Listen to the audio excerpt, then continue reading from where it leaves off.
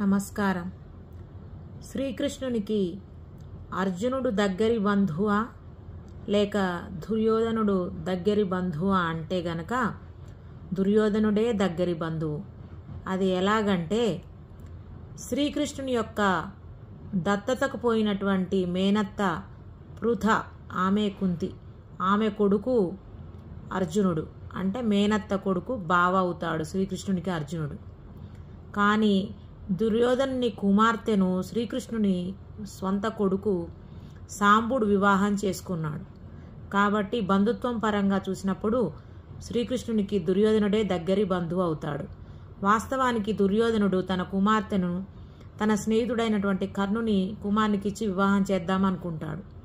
కానీ అది జగమెరిగిన సత్యం ఏమిటంటే దుర్యోధనుడు కర్ణుడు వరుసకి అన్నదమ్ములు అవుతారు.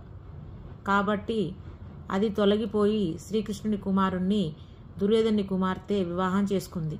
సాంబుడు బలవంతంగా ఎత్తుకొచ్చి దుర్యోధనుని కుమార్తెను వివాహం చేసుకున్నాడు. ధన్యవాదాలు.